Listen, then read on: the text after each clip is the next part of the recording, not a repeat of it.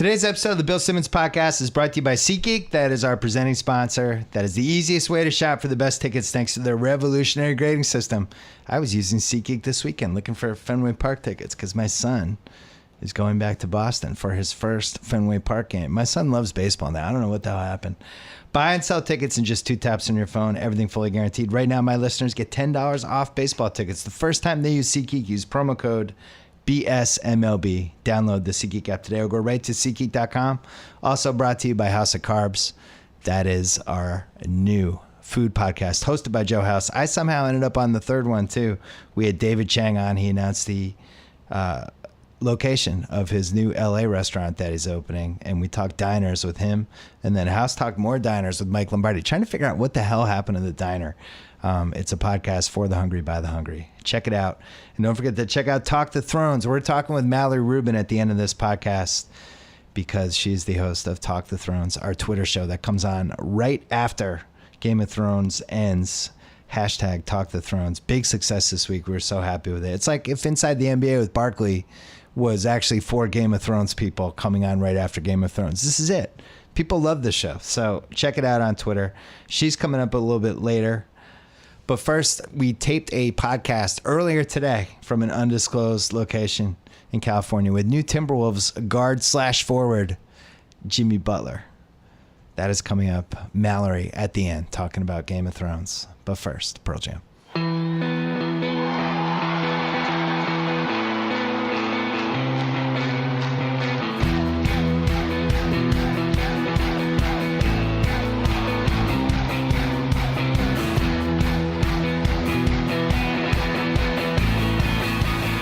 Here with Jimmy Butler, undisclosed location in California. My house in California. Undisclosed. Yeah. Undisclosed. Yeah. There you go. Somewhere in Address. California, though. Yeah. You're here and that. Now you're going to the cold in like 2 months. Yeah, you're that's going okay. from here to Minnesota. It's a little different, but home away from home now. I'm happy with it. So you had a busy summer. I don't even know where to begin because my team played your team in the playoffs too, which I want to talk about at some point. But you got traded. My old team, by the way. Your old team. There you go. You got traded. You got traded before the draft. Let's just tell the whole story. What happened? You're away and take it from there. I was away. I was in Paris. The night that it happened, we were playing some cards. Me, Melo, Gab, D-Wade. I'm not going to talk about the outcome of the game because everybody has a different story, obviously. But what does that mean? Some people say that I won. I would say that I won. The other team may say that I lost. I had to deal with it all the time. I'm just going to say it was a great game of spades. Okay. It was. And my agent calls me, and he said, hey, I think you're about to get moved to Minnesota. I said, okay, cool. I'm going to get back to my spades game because, once again, I can't really control that. That's out of my control. I try to control what I can control. So you're not on Twitter, you're not checking your replies, Nope. You're not on Reddit, any of these places? I'm not doing any of that. I'm just trying to enjoy life at that point in time, and it just so happened I could enjoy that in a foreign country, that being Europe and in Paris and all of that stuff with D-Wade and those guys. And then, he calls me. You just got traded to Minnesota. I'm like, all right, I'm back with Thibs. Like right then and there, I was like, hey, we got some really good young guys. I'm back with Thibs. Let's do what I always do. We're going to continue to get better every single summer, and we're going to go about it the same way. Just now I'm wearing different colors. All right, so you're with Wade and Carmelo, and who else? Gabrielle Union, Wade. Okay, gotcha. Gad. So what are Wade and Carmelo, they're in the league, they have to be interested in this whole thing, plus you're playing with Wade. So the rumor happens, what are those guys saying?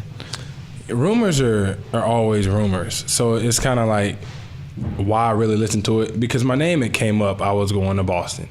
Yeah. I was going to Cleveland. I was going to Minnesota. I was going here or going there. So it's kind of like, they would ask me, what do you think? I don't know. I don't really pay attention to it. I hear it because I got enough guys around me that saying, did you see what came out today? Well, no, I didn't see what came out. I don't read that. Yeah. I got better things to do with my time than sit there on the internet like y'all do and scroll up and down. Not y'all, I mean my guys. I mean my guys, not you. You're my guy. You are my guy, but Hey, the people I hang listener, I around think every you day. offended the listeners. I think you have to apologize to them. No. Now what do they do? No, that's okay. To each his own. But so when he asked about the whole rumor situation, D Wade and everybody else, I just said the same thing I would say. I don't know. We'll see when it comes, when it presents itself, and whoever I end up playing for, they're gonna give my all just like anybody else would. So D Wade had a little extra stake in this because this is now a rebuilding team and he's under contract for next season. So he had to have gone into the mode of, now what do I do? I mean, D Wade's a Hall of Famer. I think he's gonna be but he's a competitive dude. Yeah, and he's gonna go out there and compete.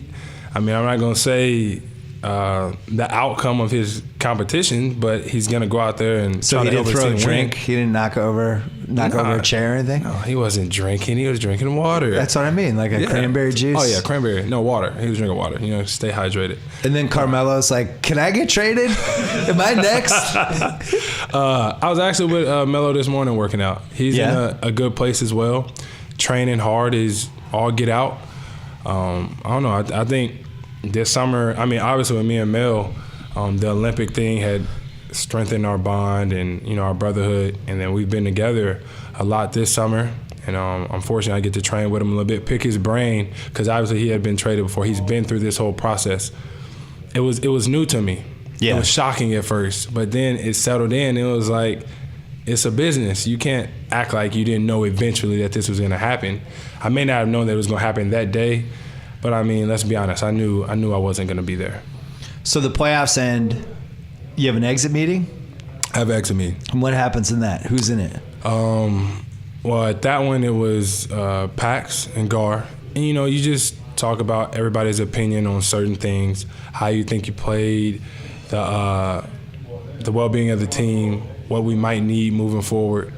So I did that. What'd you tell him? I said we were okay. I said a lot of things about the future that if I could control it, I would do this, but I can't. So I know at the rate that I plan to play, and I want to win. I want guys around me that want to win. They give me an opportunity to win a championship, because I think that's why everybody plays this game. And I have nothing against anybody on that team, anybody in that organization. But, they were so stuck on not building around me, but maybe building with me, as they would say, or going young, a rebuild. So, it was one or the other. I just wanted to know. Was it clear when I left that meeting what we were going to do? No. Maybe I was told some things that I probably took as you might be here. Like what? What'd they tell you? I mean, I thought I was going to be there, so I'm not going to say word for word what they said. But when I left there, I did think I was going to be there. Yeah. But like I said, it's a business, and it is what it is. My thing is, I mean, hell, Chicago was home for me. The first 6 years of my career, I'm not there anymore, and that's okay. Now I got a new home. But can I tell you what I would have said to them? What if I you were would you? have said to them? Or as what Jimmy Butler in the exit interview. Go for it. I would have said, what are we doing, guys? Chicago's the third biggest city in America. We're kind of rebuilding, but we're kind of spending money. We're in no man's land. Like, what's your plan? Which way are you going? Because right now you're kind of, you have your foot in both puddles. Are we gonna go for this? What's gonna happen? I got 2 years left. I just played on a 500 team. I want to be on a better team. Mm-hmm. What's your plan? Is that a fair, accurate representation of what you might have said? Yeah, that's very fair. Okay. That's very fair. Because that would have been the smart thing to say. Yeah, of course. How old are you now? How old am I? 27. I'll be 28 in September. Yeah, this is your peak right now. You're in your prime.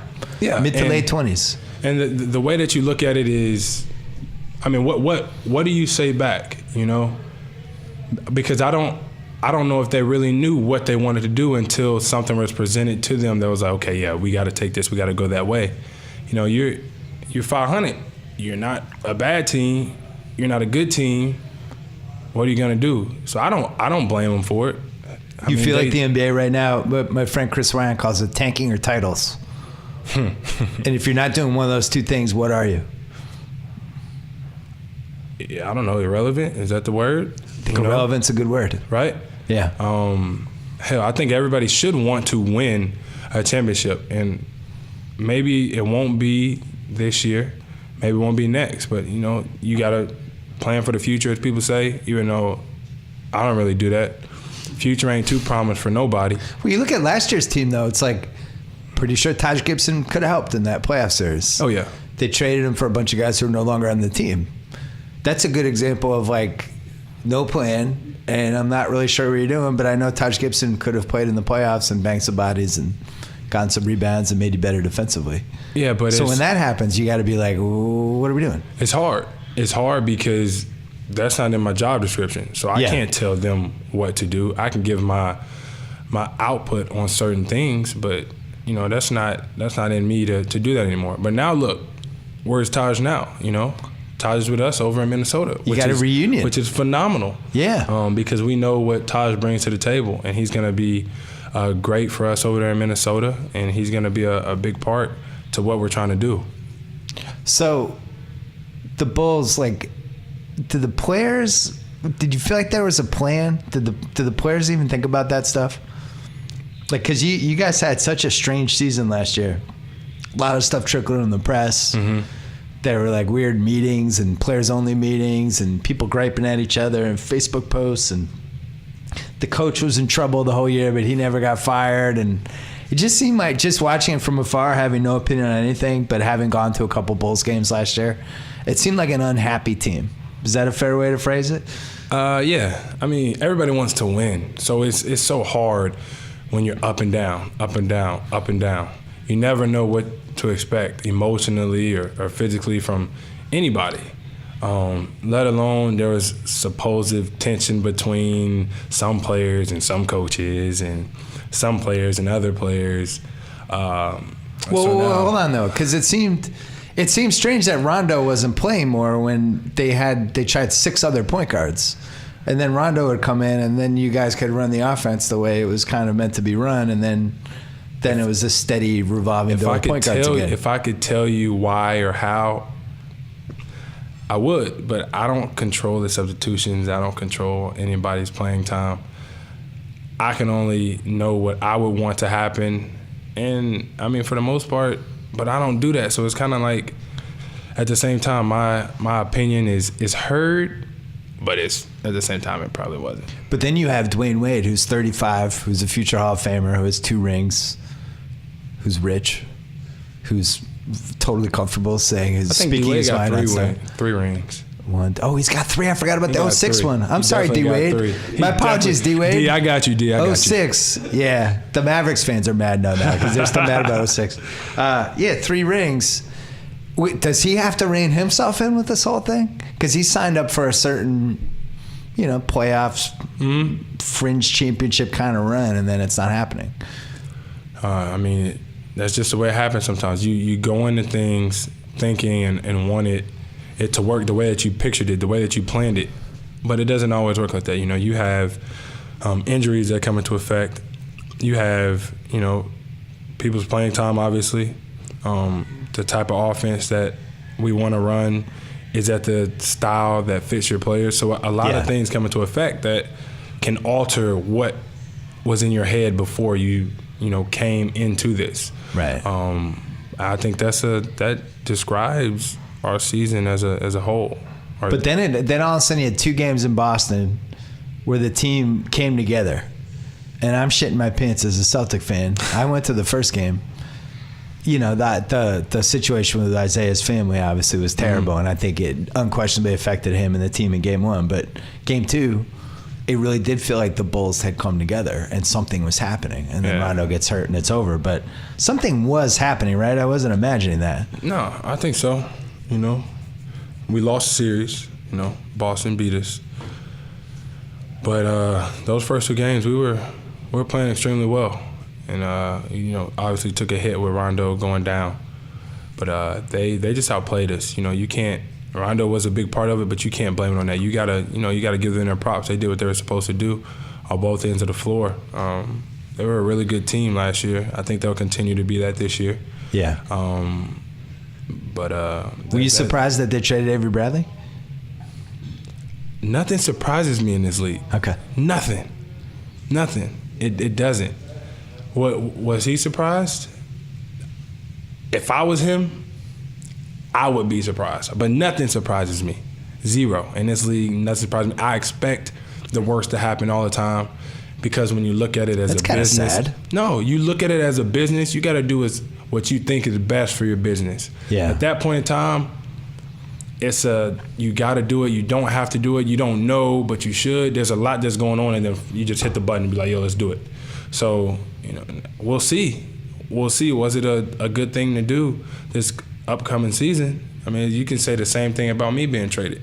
We will see. Last question about the Bulls stuff. How much of the stuff that trickled out did you think was unfair?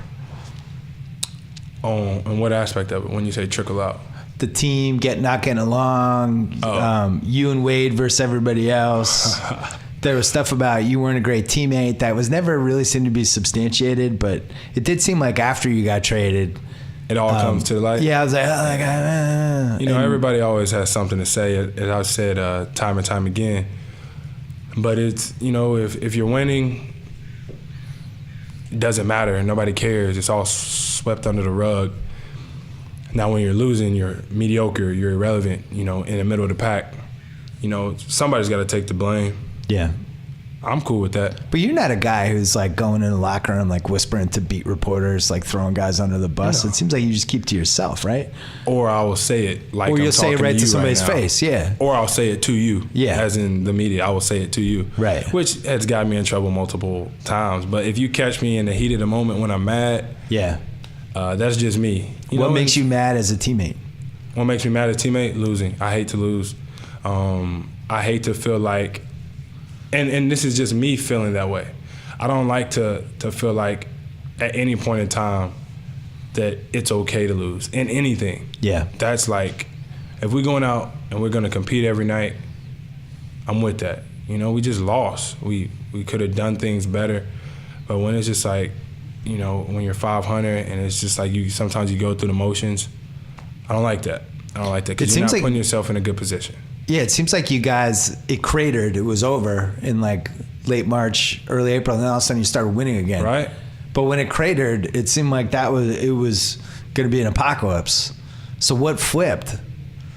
I'm always confused by the rhythms of basketball teams. I don't know. The season's always so up and down. Yeah. I can't really tell you what it was or the sequence of events. It happened, and it's just like, okay, oh yeah, this is how we're supposed to play. Right. Why can't we play like this from the jump, from the beginning of the season? But we started playing like that at a good time, the beginning of the playoffs. Right. And then, I don't know, the up and down came back into it, and we ended up losing the series. Quick break to talk about Blue Apron. Picnics, potlucks, dinner parties, barbecues. Good food, essential to a successful summer. That's why we launched a food podcast with Joe House. Now it's easier than ever to create delicious summer meals with Blue Apron for less than $10 per meal. Blue Apron delivers easy-to-follow seasonal recipes along with pre-proportioned ingredients right to your door. No more overspending at restaurants or high-end grocery stores. With Blue Apron, prepare memorable meals yourself in under 40 minutes. Some of the meals available in July include seared chicken, creamy pasta salad with summer squash and sweet peppers, creamy shrimp rolls with quick pickles and sweet potato wedges, fresh basil fettuccine pasta with sweet corn and Cubano pepper, or chili butter steaks with Parmesan potatoes and spinach. That sounds really good. Right now you can get your first 3 Blue Apron meals for free with free shipping. Man, it's just not as fun to do this one without Joe House. This is the best when Joe House grunts and groans during the Blue Apron, but whatever. Go to blueapron.com/BS. Get your first 3 Blue Apron meals for free. Free shipping. Blue Apron, a better way to cook. And now back to Jimmy Butler.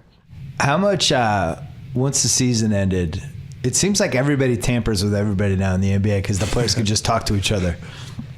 Players just openly recruit each other now. Chris Paul, the Rockets weren't allowed to talk to Chris Paul until July 1st and somehow telepathically knew he wanted to get traded to them, and they made a trade in June. Walk me through the tampering stuff, because it's not really tampering with the players doing. Yeah, you can email any player, right? And be like, hey, man, I'd love to play with you. I don't use email. Let's just get that out the way. Or text. I might text or phone call somebody. Yeah. That's not really tampering, though. That's not if it's player versus player or player for You know what I'm saying? Like, you build the league's different nowadays. Like you build relationships with players, and you hang around each other because y'all have so much in common. Like y'all are competitive. You want to be great. You're all rich. I mean, yeah, if you want to throw that one in the category. I hate to break it to you, but NBA players have money. Yeah. Okay. Yeah. They have that in common. There you go. And so you build relationships with guys. So you're checking in on them, and then of course you know what's going on in their life, just like they know what's going on in yours. So you may ask a question: what's going on? Hey man, where you going? Where you gonna end up? And majority of the time they're going, I don't know. I got a lot of time to think. Da da da da. I mean, not so too are many players people hitting you after the season? Hey Jimmy, what's going on, man? Getting traded? Where you going? I think everybody wanted to know that. Players, fans, media, individuals, family. And I don't know. I would say the same thing if a player. I don't know because I don't control that. Yeah. It's not like I could be like, yeah, I'm getting traded here. I'm gonna sign, and then I'm gonna just walk over to wherever it may be. No, a lot of different things have to come into effect for that type of stuff to happen. So everybody's gonna probably give you the I don't know or mind your business. Who are the best recruiters? Who are the best non-tampering recruiter players? Isaiah Thomas has to be up there. I don't know. He does like the social media. He does the eyeballs. Yeah, he just puts eyeballs at people. Yeah, the Instagram pages, man. Yeah, but man, he's nice with the emojis on the social media outlets. Yeah, he is. I like that. Last week, or maybe this weekend, who was it? CJ McCollum? Or was it Lillard? It was McCollum. McCollum, they just put an Instagram photo of Carmelo in a Blazers uniform. Oh, really? He's like, come play with me and Dame. I think he's going to get in trouble. No. I don't know if you're allowed to do that in the NBA. Although I don't even know if they have. Why not? I don't know if you can openly recruit like that. I think they're not going to check your phones. How is that openly recruiting? He just posted a photo of Carmelo in a Blazers jersey? Because he said, come play with me and Dame in the text of the photo. I don't think that's allowed. How is this? Would be my guess. I don't know. I don't think nothing's wrong with that. It's actually a perfect place for him. It got me rooting for Carmelo to the Blazers. I don't think anything's wrong with that. He can have an opinion. Come play over here. Well, what if he would have said, hey, yo, LeBron, Carmelo, CP, James, Russell, everybody come over here. Well, that's what so that's how he should have gotten out of the tampering. He should have LeBron just named everybody else? Yeah, he should have named the 10 best players in the league. Yeah, no, ain't nothing wrong with that. It is. What year were you drafted? 2011. 2011. So that's the biggest thing that's changed this decade is how accessible the players are and just all this little subtle stuff. Like, we didn't have that last decade. Yeah, but I feel like you know these guys more than usual. Podcasts are a big part of it too, Definitely, but I think that you do so much more nowadays with other players than they did in the past. Whether it be, you're going to China with Nike basketball, you're doing the Olympic team, whether you're just or the World Championships team, you know any what of those I mean? teams. Yeah, you're playing open gym with guys in Vegas, in Miami, in Los Angeles. Whether you just walk across one another at dinner, it's so different than it was nowadays, and than it was back then. I'm sorry. You guys are soft now. No, it's not like it was. So you guys are all buddies now. We still compete though. Don't get it wrong. Russ Don't and get it KD twisted. are the last good feud we're ever gonna have, I think. Nah. And even they get along now. Now they're buddies feuds. again. Oh, there's some feuds. I got some feuds with people. Don't ask who because I'm not gonna tell you. But I got some feuds. Can we play 20 questions? Can I guess? No, because 20 questions would mean you would be asking me the question. Yeah, and I would try to figure it out. But if you're asking me the question, how would you figure it out? You can't be guessing. You're asking the questions. I would be the one kind of. Well, you're answering it. I can figure out anything in 20 questions. I don't know. Because I could give the most vague answers ever. What's he look like? Well, so here's the thing. I have a theory that 99% of NBA feuds start over cards or women are the two biggest reasons. Cards, women, money, yeah. Or somebody owes and they didn't pay. Yeah. It seems like that is where usually a lot of beef does come from, actually. Yeah, that's why it's my theory, because it's true. Yeah, that's a real fact. It's real smart. Cards is a problem. Yeah, but because there's been fights on planes with cards, and remember Charles Oakley was going collecting, punched Tyrone Hill once. I don't know about none of that. Yeah. No, I don't. Yeah, I'm not going to talk about other people's business. No, but that's a valid deal right there. If we get you a lot of money, you probably can be in that whole NBA rich, all that stuff that we have. I'm ready. I'm here. You I'm ready to go. Yeah, sign you on that contract. I'm ready to play. When I was at the finals, there was a game with your old teammate Rondo and a couple other people playing spades at the hotel bar for money, and it got me. There's this whole world. You guys are just lucky. It's a great life. At the hotel bar, though. At the hotel bar, there was a spades game going on. These two witnessed it right here. Tommy and Tate. Pierce was there. It was Rondo and Pierce and two others playing spades at the hotel bar. Can I play 20 questions and figure out who the two others was? Yeah, exactly. But why at the bar? I don't know, because it was that crucial that they just we can't go upstairs. Yeah, I don't know. It's probably a laid back game. Yeah, I don't know. What's the biggest card game you've been in? And what was the actual card game? I've played the game called Blu-ray, and then a game called Guts. It gets really dangerous really, really fast. Yeah, I don't really gamble too much anymore. I've taken my fair share of L's. Yeah.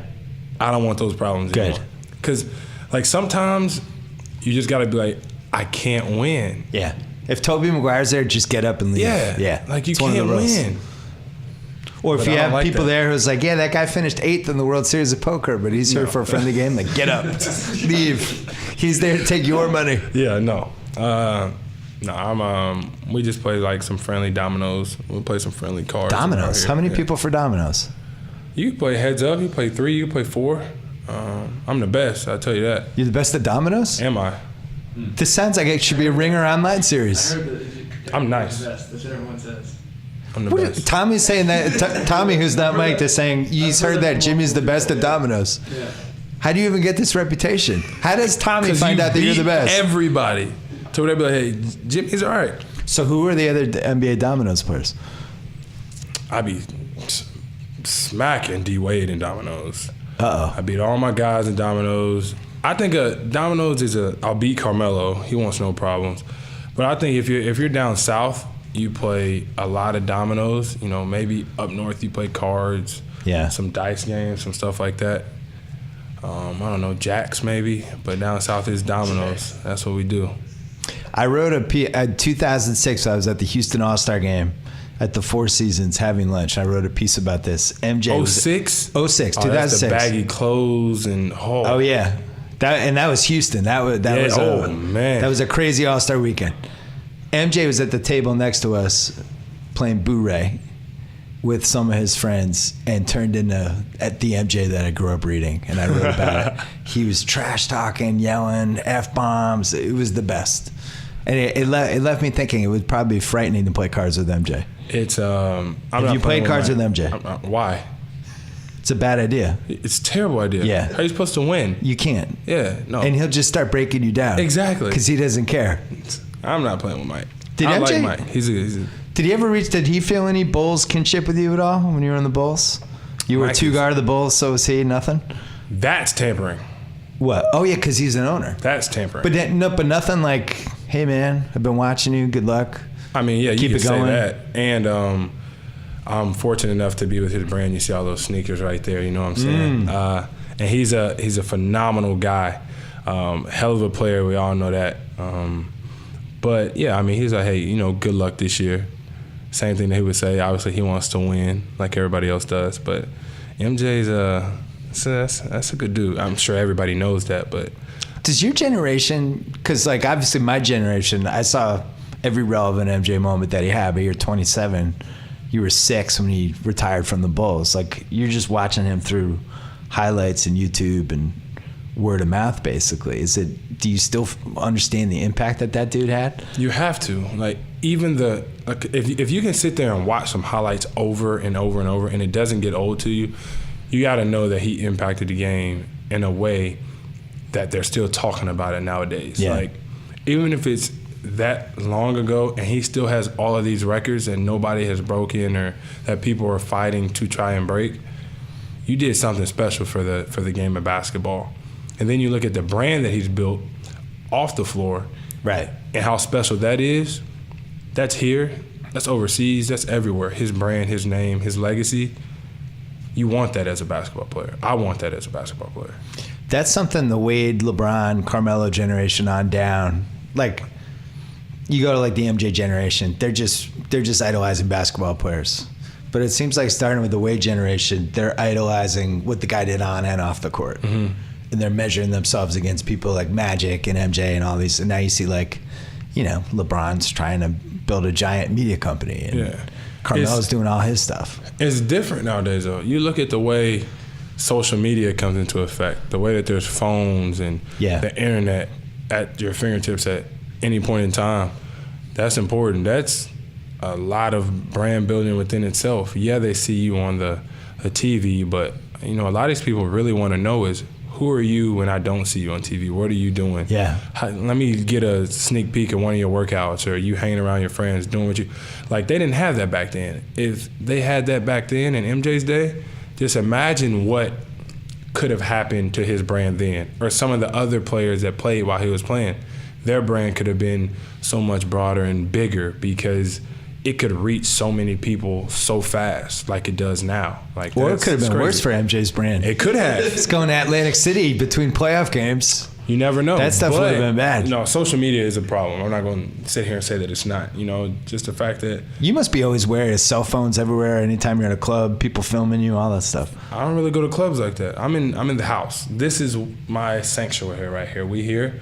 The domino table's in the middle of the floor over there. Like, that's what we do. There's cards on that table just in case. We don't leave the house. We go to the gym in the morning, work out, come back here and eat, and enjoy some California weather. Have you played in round 2 of the playoffs yet? Yep. Oh, with what D Rose year was that? Oh, 11. You were a rookie. Or the 11-12 and year. After that, no, my first year. Not gonna. He got hurt. Oh, that's when he got hurt. You lost to the Sixers. The second year is whenever we beat. Oh, the Joakim Noah. Yeah, you beat Brooklyn Game 7. No, so I've been there twice because we beat Milwaukee one time, and then both times we went and we lost to Miami.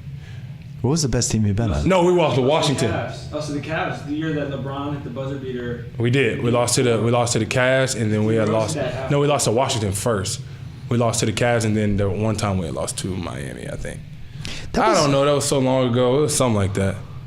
That was a weird decade for the Bulls, because I remember thinking at the beginning of the decade that would have probably been Oklahoma City and Chicago would have been the two teams you picked, other than whatever team LeBron was on. As, all right, who's going to own this decade? You would have said the Bulls. You would have said KD, Westbrook, and Harden, and you would have said LeBron. And then that's basketball. Weird shit happens. Rose gets hurt. Yeah. Things start to get weird. They kind of blow up the team, but not really. Then they do, then they don't. I never felt like the Bulls. It's weird. They operated as like a medium market team, even though they're in the third biggest market. I never felt like they made like the big financial, here we go, we're going all in splash. OKC definitely didn't. They traded Harden. But then you watch it, and then all of a sudden here come the Warriors, and now that's the team. And nobody could have guessed that in 2011. No. Now you're on this Minnesota team that Towns, that's a real guy. I mean, that's somebody that could be first team All-NBA in the next 3 years, one of those years. He can play. He can go, and he works. You know, he's I'm texting him, calling him, checking in on him.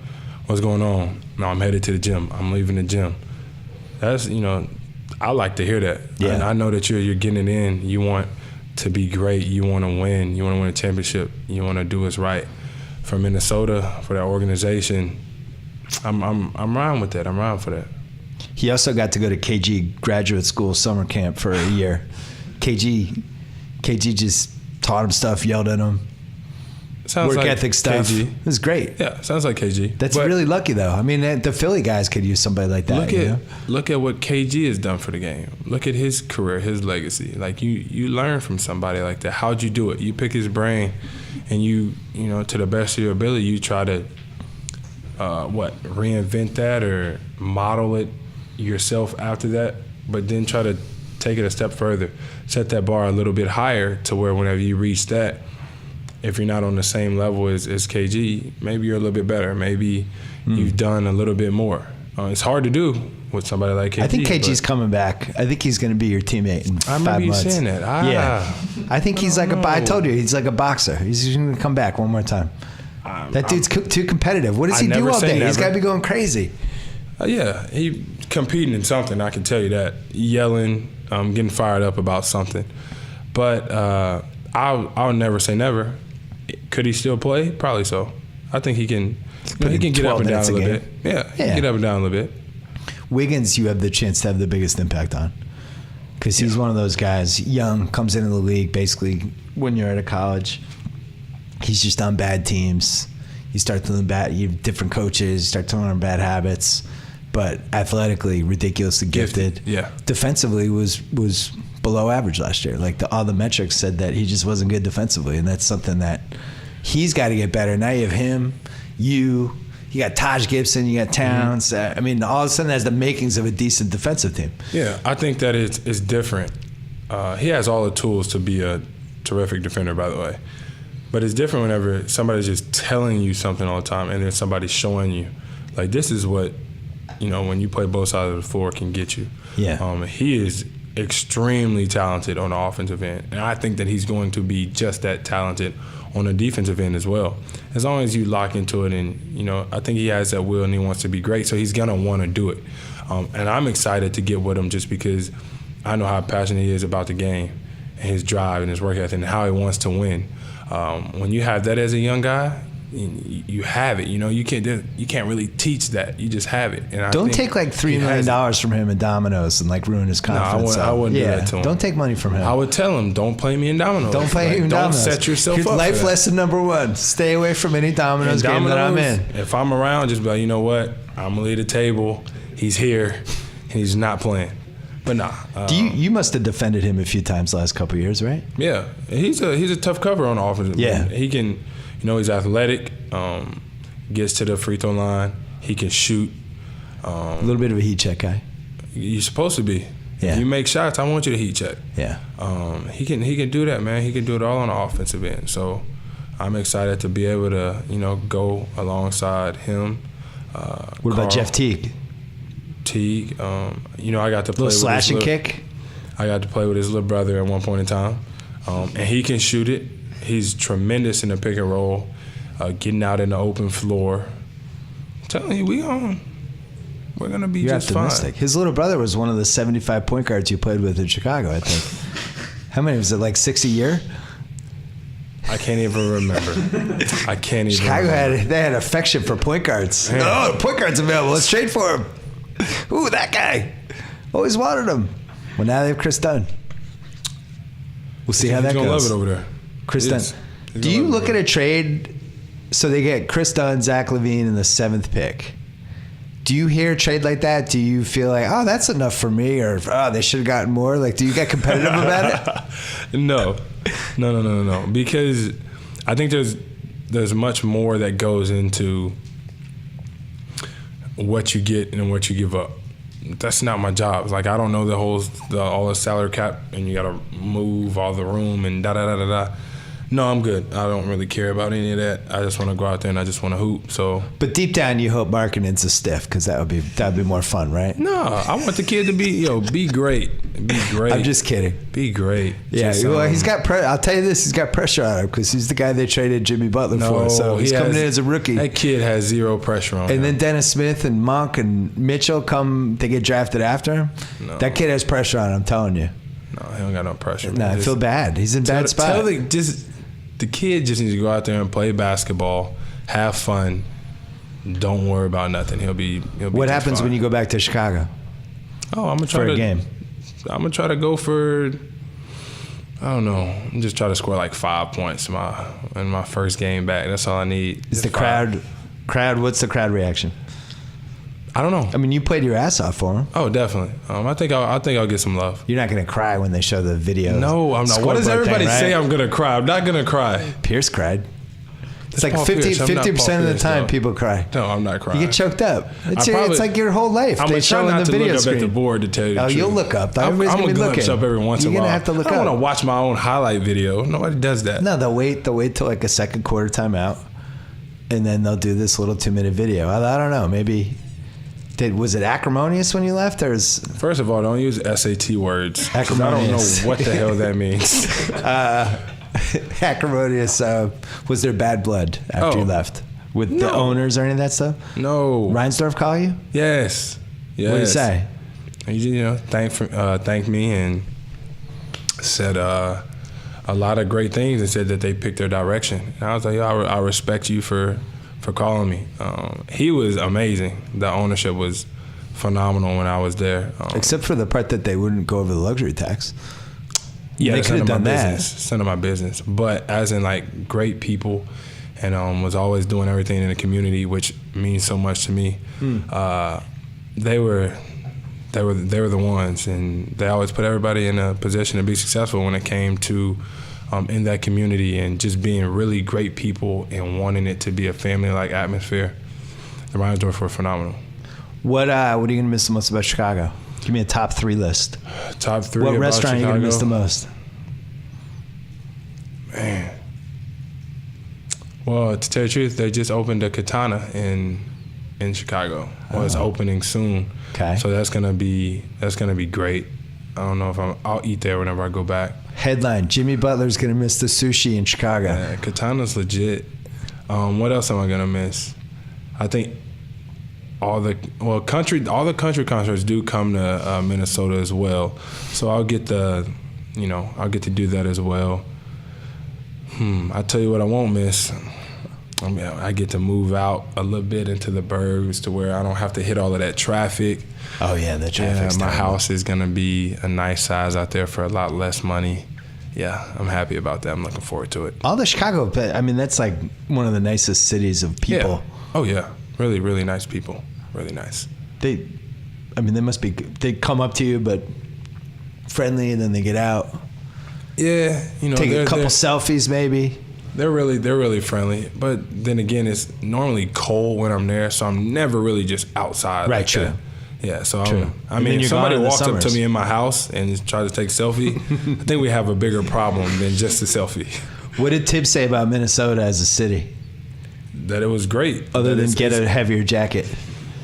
But you don't actually have to be outside of Minnesota. Like they got these, Skyways. there's skyways that go over the whole city. It's like 8 miles.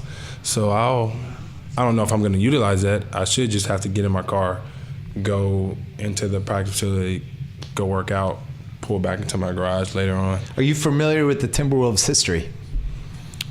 Well, it depends on what you're asking. It's one of the least successful franchises. This has a chance to be the second best team they've ever had. So if, let's just say. From a talent standpoint, this is probably the second best team in the history of the franchise. They've been around, I'm going to say, since somewhere in the 90s. I can't remember what year.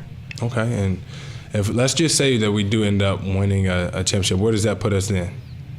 Oh my God, Minnesota I'm hasn't just won. saying, what if? Minnesota hasn't won a championship since the Twins in '91. But you'd be like otherworldly for I'm just them. saying the what ifs of, you got to think the what Dude, ifs. you get to the second round, it would be like the greatest moment in Timberwolves history. I'm in just 12 saying years. the what ifs. That's all I'm saying. You realize they look back at the KG 2004 team as the highlight of the history of the Timberwolves, and they lost to Lakers in 5 in the conference finals. Well, then It's a low bar to climb. We got a lot of work to do, but we can do it if we go in every day, playing hard, wanting to get better. We're gonna be all right, man. You asking me? We're gonna be just fine. You we'll got 50 see. games against the West. Okay. Every night, somebody else. That doesn't intimidate me any. I don't think it intimidates fun, anybody right? Oh yeah, that's what you play the game for, to go up against the best. Even when you play like that's why the you do crap it. playoff teams, it's going to be like, hey, here's the Lakers with Lonzo. Like, that's a fun game. Yeah, Every team is interesting in its own way. And it's all about who's playing the best basketball at that given night, who the matchups, all of that stuff matters. We're going to be all right. We got some really good players. We got a phenomenal coach who knows how to win. We're going to be all right. Minnesota, the T-Wolves, we're going to be just fine. Quick break to talk about our longtime buddies at Simply Safe. Getting a good night's sleep. Easier said than done, especially when you think you just heard a noise downstairs. What do? Turn on all the lights, check your kids' beds, or you can do what I do. Just send my wife downstairs to find out what happened. Or rest easy knowing your home and family are protected with Simply Safe when you install your Simply Safe home security system. You arm your home with powerful sensors that actually tell you if a door opens or if one of your windows breaks. 105 decibel siren that alerts you at the first sign of trouble. I was just watching this show on Netflix, this movie. Not Netflix, Lifetime. It was called Sleepless in Suburbia, about this housewife who kept sleepwalking and sleptwalked into an affair, and it turned into a murder mystery. If she had had Simply Safe, she would have left the house. Her husband would have known because the alarm would have gone off.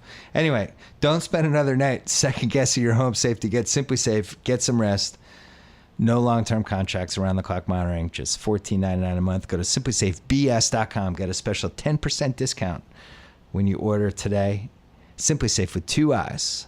simplysafebs.com for 10% off your order. If only this sleepwalking suburban housewife had gotten Simply Safe.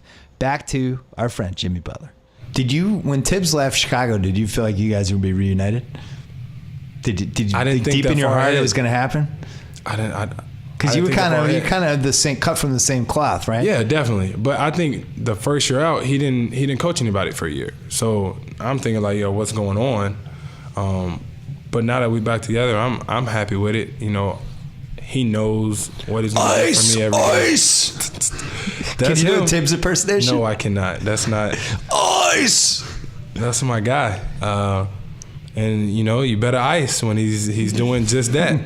You better ice. How many hours a day do you think he sleeps? Is it over 3? No way.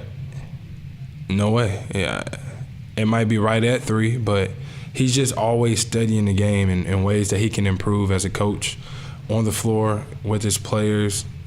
I mean, he obviously the guy wants to win, so he's studying everybody else. And I think he expects you to kind of be the same way, maybe get a little bit more sleep than he gets. But, you know, you got to study. You got to want to be great at your craft, and you're willing to sacrifice some things to be that. And whenever you do that and he's seeing you doing it, that's when you get the respect of that man. And, you know, he's not giving you anything. I would know. I did not play my first couple of years in the league. Right. But I was always working. And eventually I got my shot. Do you worry about, it's almost like physically and from a health standpoint, it's almost like too much for him sometimes? Because I like Thibs. I just worry, like, especially if you guys went in the playoffs and you went like 3 rounds. No. I feel like they might have to have a medical staff at Thibs' house just to make sure he's drinking water, he's eating food, he's moving. That he's sleeping a little bit. I think maybe a nighttime nurse. I think it'll narrow in even more whenever, you know, we're later on in the season in the playoffs. Now he's really locked in, and he's going to come in with 16 cups of coffee and 5 big-ass notebooks of the other team plays and our plays and give them to everybody. I mean, he's always studying the game. It's crazy because I think that's why he is the person he is, and more importantly, the coach, because the guy just wants all the information all the time so he can spray it out to everybody and let everybody know, yo, this is what we got to stop. This is what we got to do. I mean, hell. Have you thought about running the high screen with Towns yet? You must have been thinking about that a little bit. Not right now. I still think I go about things in weeks of when I got to start. That's going to be nice. Yeah, it is. He's one of the best pick and pop guys. Yeah. He like that. And he be putting people in the basket too. Athletic, can shoot it. Yeah, but I think I got like 2.5 more weeks before I start watching exactly where he likes to get the ball on the floor when it comes to the pick and pop or in the mid post. Right now it's more on, you know, you got to do what you're supposed to do before you can worry about everybody else. Did you watch the finals? No. You didn't watch the finals? No. How come? Because I want to be playing in the finals. I know what happens in the finals because, as everybody knows, like, Kyrie is a really good friend of mine. Along with LeBron, KD, Draymond, all No, those you're guys like too. you're Team Kyrie. You're not Team LeBron. That's fine. I'm team like both of those guys. I think both those guys are phenomenal But players. if you had to choose, you'd pick Kyrie. Let's just say I like both of those guys. You're closer in age. I like Yeah. both of those guys. Draft class. Draft class. That too. 2011. Yeah, 2011. But I'm gonna just say both of those guys. Okay. All right. So I know what's going on. Everybody's like, yo, did you see the game last night? This guy did this, that guy did that.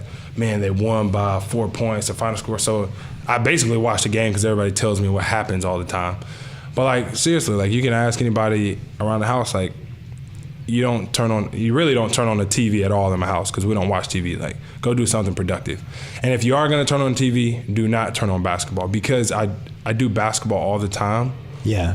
That I don't want to see that all the time. Now I would have thought because you're such a student of the game, I would have thought you would have been watching the finals looking for trends or like, oh, I wonder what this is going or that or how they stop this, trying to pick up tricks. No, I'll watch myself on film, like maybe during the finals or in the morning when we wake up. I'll watch my games, my minutes, my shots. Trying to figure out what you were doing right and wrong. I got to try to be better before I could even think about making it. I got to get us to the finals before I can even think about what it takes to get us there. You got to get there first. But, I mean, if you're going to turn on TV, you can always turn on football. Turn on football, and hell, I'll sit down and watch it with you.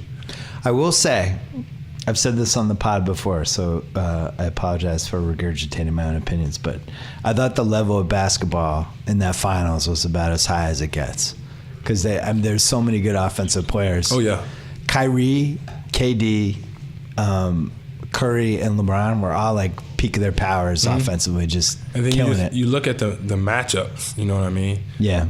KD, LeBron, Steph, Kyrie, K-Love, Clay, or Draymond. Like Draymond. there's so many players, the shooters within J.R. Smith and Klay Thompson, big man that rebound and can sprint down the floor. Like they had a lot of really, really good matchups, and it's hard when everybody's playing at that high of a level to see somebody, but somebody's got to win, obviously. But it's a great series. The team you have offensively, if Wiggins goes up a level, and you have three different guys plus Teague that can create their own shot or do whatever and play at a certain pace and split, that team potentially could be really good. Yeah. I think Wiggins is the key to it, though. And he's young. I think he's 22. Yeah, something like that. If he turns into a reliable offensive guy, I mean, he put up stats last year, but you can put up stats on bad teams. It's easy. I think it just gets easier, to tell you the truth. To put up stats on good teams. I mean, for the most part, think about it. Like everybody keys in on you when you're on a quote unquote bad team. Right. I'm not gonna call their team a bad team though. Last year, let's call it not that successful. It's my organization now, so unsuccessful. We're not gonna say that. But yeah, I think it gets easier because you can't key in on one guy. Yeah. So like, pick your poison. Who you gonna double team? All right, well that guy's gonna be open, so you can't double team him. You can't double team everybody on the damn floor. Right. So I think your job gets easier. You get to pick and choose your spots a lot more. There's less help when you got some guys that can really go out there with you, that can shoot from the perimeter, create their own shot, get you another easy one. It's not like you got to create for everybody else and then you got to try to create to get yours at the same time. It'll definitely be easier for him. Towns was unbelievable like the last 35, 40 games last season. I think he was putting up like 27 and 13 every night, shooting like 60%. Do it again. Yeah, please continue bring it back. To do that. Don't change. And I told him, don't you change the way that you play because other people are here. You still be you, who you are on both ends of that floor, and we'll come in and do the best to help this organization win as well. Well, you know what's interesting, do not though? slow down. Everyone's talking about how loaded the West is, and it is. But after you get past, like the Warriors are up here, then I think the Rockets are probably second. Like if you're just betting on who would be the favorites to whatever. The Spurs didn't have a great summer. Even though they won a lot of games last year, they lost some guys. They have some health issue guys and stuff like that. The Clippers, Blake's not coming back till December. OKC, Paul George and Westbrook, they haven't played together before. You go down the line, everybody's got one or two or three things, you're like, well, that's so I don't, the case for you guys being better than maybe people think right away is actually a case that I think could be made. Mm-hmm. But I don't know what to expect of the West. Like, you could tell me you guys are going to finish 11th, I wouldn't be shocked. You could tell me you guys are going to be the 4th seed, I wouldn't be shocked. It seems like you'd be shocked if we said it was going to be the 1 seed? I would be shocked. Okay, all right. I just That wanted, would I just shock wanted me. to get that out the way. I would think there was like everyone on the Warriors got mononucleosis or something. Okay, Yeah. all right, thank And you. missed like 2 months, something like that. Damn. They just won like 220 games in 3 years. I'm not disagreeing with you. I just thought that I would ask. I'm not agreeing with you, but I'm not disagreeing with you. I just don't have an opinion. Mine's irrelevant right now. I'll tell you though, you guys don't match up terribly with that team. Right? Yeah, we'll be right. Towns is an issue. It's an issue for a lot of teams, but yeah, you could. There's some spacing and some things. Okay. Thibs might freak them out by yelling and screaming at them the whole time. Where's Carmelo next year? Carmelo is going to be in the NBA probably. Okay. Yeah. Do you believe he will stay in New York? I do not know. I'm not gonna ask him. Okay. I probably will go to dinner tonight, but I'm still not gonna ask him. Have you ever seen anything stranger than the Knicks basically ruining his trade value over the last 9 months when he's still a good basketball player? I mean, Carmelo's still a good basketball player. If you're playing the Knicks, you're like, oh shit, I got to play Carmelo tonight. I'm gonna have to work for 2.5 hours. Trust me, I said, damn. Yeah. Shit, I gotta go up with Carmelo tonight. Yeah, like it's not like, oh yeah, Carmelo. No, I don't think anybody does that. Right. Even though he's 33, he's still got. Melo can easily play another 4 years. 4 or 5. And if he ends up on the right team, he could play another 7 years. Right. Easily. I don't know what to think anymore because like Federer just won the Wimbledon. He's 36. LeBron, everybody thought he'd be winding down at this point. Not even close. And it just seems like the training and the dieting and all this stuff, as long as you guys keep your bodies where they need to be, it doesn't really seem like there's a time limit for this stuff anymore. It matters, and everything that they're creating and making nowadays to help with that process, and everybody can get their hands on it. As long as you use it the right way, I mean, you can add 3, 4, 5 years onto the end of your career easily. Yeah. These guys, like what Carmelo's 33 now. If he plays till he's 40 with the amount of money that's coming in the league, I mean, he could potentially make more money when he's 38 than he did when he was like 22. I think it's crazy what's going on. Any last thoughts? No. I had one more thing to ask you. Let's go. I'm always fascinated by these LA games. I think we talked about it a little last time, but who's in charge this year? Who's in charge of the games, the secret games? Is it still Chris Paul? I don't know. I was talking to. Are there more than? Is there a rival secret game now? What's the scene? Give us the scene, because all you guys are here, and you're all looking to play. Mm-hmm. So who's in charge? Is there a group text? No, look. That's crazy that you just said that.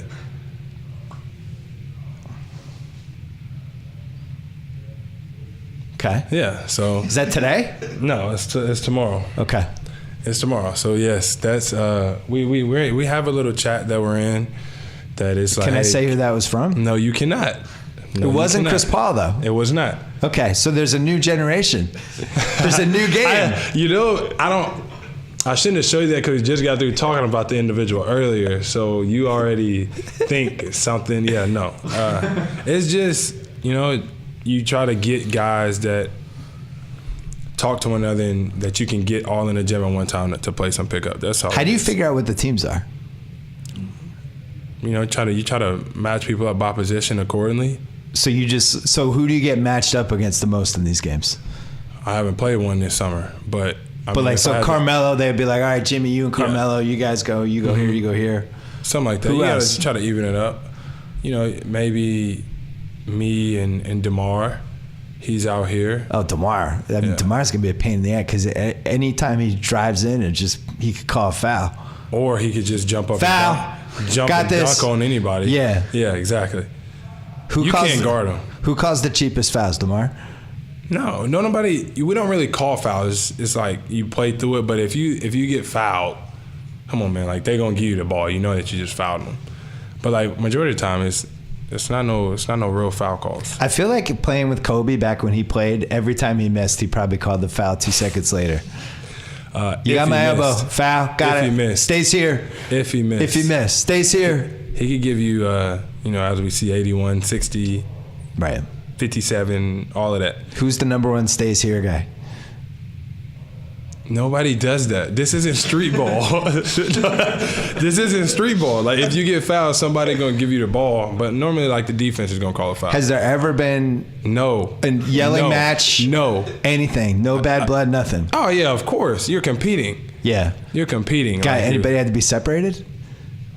Nah, don't nobody. Come on. Ain't nobody really fighting. Just like whenever you see it on a national televised game, it's all get in somebody's face and hold me back. Don't you do that no more. Yeah. And watch those elbows. You know it, you just get a tech, and then you go your separate ways.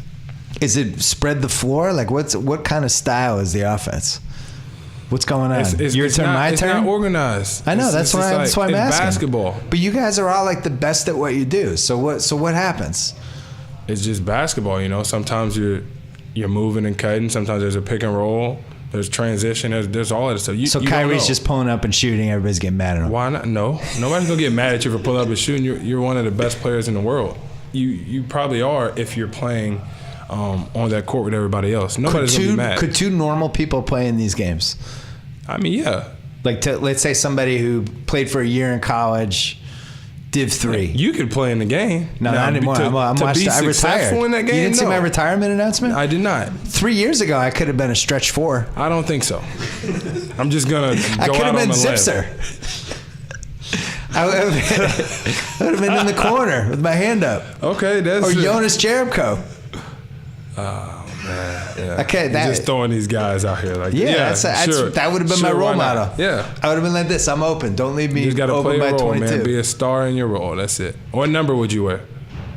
You guys don't wear numbers when you play pickup team. How do you know? You asking all the other questions. Well, I would wear 33, obviously, for the homage for the legend. Oh yeah, that's right. Yeah. What if I told you that number was taken? Taken by. What if I just said that number was taken? There's numbers in these pickup games? You don't know what goes on in this I really don't. That's why, God forbid you told us. It's like a secret thing, so you don't know. For all you know, we don't wear shoes and socks in these pickup games. You don't know. I don't believe that. But you don't know. Is the gym closed, or people just like working out in the track watching? No, yeah, the gym's closed. You can't. Gym's closed. So they hook you guys up. Yeah, we're good to go. How many different locations are there? It's kind of like a text. It's just like, yo, we're gonna hoop here at this time, or we're gonna hoop there at this time. Has anyone been kicked out of the game where you just stopped inviting them and you didn't know, like you ghost them? No. Meta World Peace. Meta World Peace? No, he'd probably be more welcome than anybody in there because he'll really get it. I'd be afraid to play pickup with Meta. No. That's like he crashes in your back. You have like a herniated disc. Stay away from it. No. Everybody, if you're out there to compete, for the most part, if you get the text, everybody's welcome. I might forward it to you because I like you. But you can't play with it. Dame Lillard in these games? Or is he like, he's got like a whole Oakland thing going?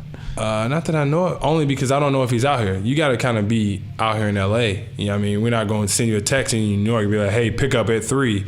Oh, yeah, let me get there. No, nobody's going to do that. Would you rather be on Chris Paul's team or on the other team? Because he does yell. I mean, let's be honest. Both? Yeah. That's a terrible answer. Well, first of all, stop putting me in that situation because when I play against CP, and I like CP, if I play against CP and I say, yo, I just want to be on this team. Not everybody, so you don't want to be on my team. Oh, yeah. Oh, I want to play against CP. No, I want to be on CP team. Now CP going to try to hit me with a quadruple double when we play Houston. You're trying to set me up. I know what you're doing over there. That's what you're doing. Trying to set me up. Do you think James Harden and CP can coexist or no? Yeah. That's what great basketball players do. They find out a way to put aside all that other stuff to get that common goal of winning the championship. And they're both great players. They both know that. Yeah, they will exist just fine. Definitely. I don't know if it would have worked if it was CP 4 years ago, but I think now that he's a little bit older, He probably welcome having somebody else to help him, right? There's a lot Year of things 13. that you don't know, but you have this like way of really getting like Pretending I know? Yeah. You know what I'm saying? Like It's like pretend you knowledge. have it. Like Yeah. it's crazy. So what really goes on in these pickup games? Do y'all wear jersey numbers? No. No, you brought up the jersey numbers. Is You anybody asked me. welcome? Can I play? Like you have a way. It's very Are there big guys disturbing. in these games? I see. Look at you. You're right. I'm asking questions. You can do it with 20 questions. I won't doubt. Yeah. Are there big guys? Like, are there post-up players? Are there big guys in this league now? Are there, depends what you say is a big guy. I mean, I've seen DJ shoots threes in the All-Star game. Let's just get that out of the way. Yes, he does. That's my guy too. I'll be interested to see him and Blake this year without CP, what they bring to the table. I say they just let DJ run the point guard position. Well, what if Blake was point forward? What if We have a DJ pub- was point center? DJ is point center. I don't see it. You don't see I it? would just hack a shack him. Yeah. Okay, never mind. But No more Blake as center. point forward would be interesting. Yeah, he can go. Yeah, that I think he's gonna handle the ball a lot. Anyways, he handled the ball plenty even when CP was there. He's a tough matchup for a lot of guys. So Who's your least favorite guy in the Warriors? my least favorite guy on the Warriors. Nah, I'm just. Well, it'd probably be anybody who's not a Nike guy. You know, I could use that. Yeah, no. that's a fair way to go. I'm not gonna. Are do you Draymond? that. No, I'm not Draymond. No, is he in these Oh, LA I games? thought you was like, am I Draymond? Like, no, I'm not Draymond. Is Draymond in these LA games? He do be out here. I don't know. I will you- report back. I will send you an email tomorrow with. Get along with Draymond? Do I get along? Yeah. Because it seems like he talks the most trash I'm out not of worried about anybody. Draymond talking. I'm not worried about that. That's what you're supposed to do. Yeah. You know, you talk. You have fun. Just go hoop. If you want to talk, go for it. I'm all for it. I can talk too, but I'd rather just go. Play a little. Did bit Marcus of Smart basketball. talk trash? Yeah, he likes to talk. Yeah. He's from what? Did he talk to Flower you? Mound, Texas. That's Yeah. where he's from. Yeah. Yeah, he has some things to say. Cool. That's my dude. That's your guy. Yeah, I like Marcus. That's cool. I was worried we were going to trade him punch this you in summer. I your was face. upset. Marcus would punch me in the face? No, I should punch you. Why? In the face. I don't know. I just He's on feel my like- team. Yeah, I know. Well, technically, he's on the Celtics. You're not on the Celtics. That's your team. I've grown up with the Celtics since I was 4. Yeah. See, this is I argue with KD about this. You guys, fandom, you don't get. You don't understand it. It's our team. Our job. It becomes part of the family. I'm here with you. Yes. The your Celtic team. fans do love Marcus Smart, though. Yeah. I think he plays hard. He's talented. Yeah. Hell, you're gonna embrace the people that play for your team. Was he the one who didn't foul you when they called that bogus call right before the All-Star break when you went to the line and shot those things when nobody touched your elbow, but they sent you to the line anyway? That's weird because if you go back and you look, I shot 2 free throws after a whistle went off and it said foul on the elbow. That was the first time I was like, I didn't realize Jimmy Butler was a superstar. I think it's official because that was a superstar call. Because I got fouled? That was a superstar call. Because I got fouled. I'm not going to admit. Look at the rotation on the Was ball. it the air from his Look at the hand missing rotation your on the elbow that ball. fouled you? That was terrible. Come on now. And I hit him You with should have missed one of them. I hit at him least. with the hitch, bing, got him off balance, and then turned and shot. I'm not going to miss like that. That was terrible. Just saying. I Look at actually- the rotation on the ball. I was surprised. There's the picture. Exactly. Oh, it's the elbow. Thank you. Because his like pinky like grazed your elbow. Foul. You should have missed one. The fair thing to do would have been to miss one, take it fair to thing to OT. do. Well, it's a bad That call. You don't is want to win on a tampering. bad call. That's You tampering. don't I want to could win go on to a jail bad for call. that. Oh my God. I thought it was a ball don't lie moment where the ball don't lie gods were gonna make you miss one of the free throws, but then they both went in and the game was over. Yeah. Wow. Happens in the blink of an eye too. Tommy, anything else? Did I ask all the Bulls questions you wanted? Yeah, there was a lot in there. Yeah. You got your Bulls What about Vander on the Blue? question. Can you VZ? invite him to play in the pickup game? He's doing so well in Summer League. Yeah, it was killing it. I'm so proud of I don't him. know. I don't know where he is. If he's here, why In not? Vegas, yeah. Yeah, so he's in Vegas. Yeah. So we'll. So you we'll weren't find watching out. the Summer League either? It was like the watch first basketball, exciting man. week of Summer League that they've had, although nobody plays defense, so it tends to favor the the offensively gifted. Yeah, and the people who have the ball all the time, like Lonzo. Yeah. Like Lonzo's put up big stats, but I'll be interested to see. I mean, you must have played summer league a couple years. I played once, right? Yeah, I played 1 year. Yeah, second year. Lockout was my first year. Oh, So my second. I forgot about that. Your rookie year was the lockout. Mm-hmm. Think about that. Now 5 years later, Houston Rockets just went for sale. They're going to go for some crazy number. Back then, the lockout. D Rose stuff. Oh yeah, D Rose. Where's D Rose go? I don't know. I mean, I've heard a lot in the media. I could act like I know a lot, like you do, and say, "Oh, he's gonna end up in Milwaukee," because that's what I see on my Instagram timeline all the time. But I really don't know. I haven't talked to him, and if I was to talk to him, I wouldn't talk to him about basketball because he has enough talking about basketball. You know, he got to live that every day. I think you let him handle that, and wherever he ends up, you wish him the best. He's still gonna be a phenomenal player for whatever jersey he puts on. If he doesn't get hurt, I remember D Rose versus Westbrook when they were both 100% young and healthy was like watching. It was just crazy. Mm-hmm. It was like watching Superman versus Batman. It was just ridiculous. They were athletically at some crazy point guard. It was just like watching two Rams clashing against each other. It still seems like he can go by guys. Would be the case for D Rose. Like he can still beat guys off the dribble, get to the rim. Definitely, that's his game. He's always gonna go back to that, and he still has it. And he's still one of the top finishers in the league. When he gets down there in that paint, he can put all of that spin and English and all of that good stuff. I think he's on a that sneaky basketball. signing for somebody.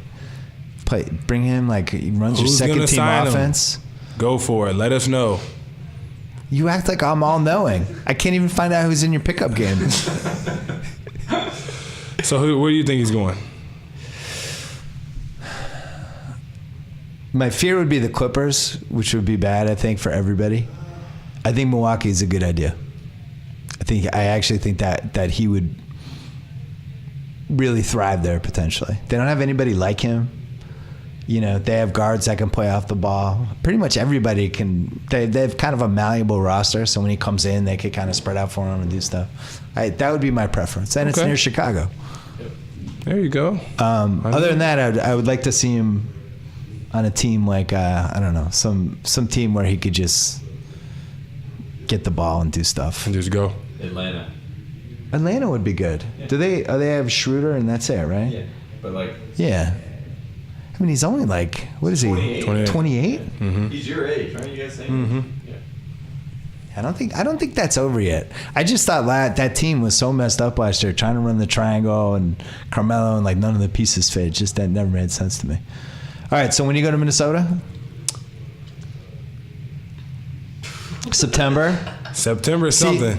Do you know that the season starts earlier this year? October 17th? October 17th. My birthday is September 14th. I always go somewhere with my guys, my little team that we have around here for my birthday. I don't know where that's going to be, but after that, then I'll try to get to Minnesota. Okay. You going to go to a Vikings game? Yep. I actually think I'm going to be at the Vikings game against the Steelers in Pittsburgh. I think that's their home opener, and I always go to that one.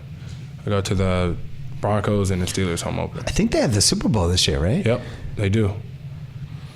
Minnesota comeback year. I'm trying to tell you. T-Wolves, Vikes, Super Bowl. I like it. All right, Jimmy Butler. Good luck. I appreciate I'm sure you. I forgot to ask something. It's okay. Just call me. Domino's online series coming on the Ringer soon. Whenever you want. I'm ready. Thank you. You know it. All right, we're going to talk some Game of Thrones with Mallory Rubin coming up. Some spoilers in here. So if you have not seen the Game of Thrones episode yet, be careful. But first, I want to talk about Stamps.com, one of our oldest friends. Maybe we have some old friends on this podcast today. Convenient, easy, reliable, flexible. My favorite words to describe Stamps.com. Why wouldn't you avoid the post office? Why wouldn't you buy and print official U.S. postage with your own computer and printer? Sign up with Stamps.com. It's the U.S. Postal Service right at your fingertips. Any letter, any package, any class of mail, and you're in control of it. They'll even send you a digital scale that automatically calculates exact postage and helps you decide the best class of mail. I actually get mad whenever I hear people say, yeah, I got to run to the post office. Oh, I got stuck at the post office. It's insulting. It's 2017. Nobody should go to the post office. Just go to stamps.com. Use my code BS for this special offer, a 4-week trial plus postage plus a digital scale without any long-term commitments. Go to stamps.com. Click on the microphone at the top of the homepage and type in BS. That is stamps.com. Enter BS. Sign up today. Stamps.com. Never go to the post office again. And since we're here, did you know that you could listen to the Bill Simmons podcast and all the other podcasts from our Ringer family on Spotify? Oh, yeah. The streaming service you know and love for music is also fully loaded with podcasts. Find us in the podcast section within the Browse tab when you're using Spotify on mobile or just by searching for the Bill Simmons podcast. When you're there, click to follow us to have new episodes from us delivered right into your Spotify library. This actually works. I've been listening to podcasts in my car on Spotify lately. It works. It's very easy. Head to spotify.com/podcasts for more. That is spotify.com/podcasts. And now, as promised, a little Game of Thrones talk. All right, I am here with the hardest working woman in show business, Mallory Rubin. Oh, my God.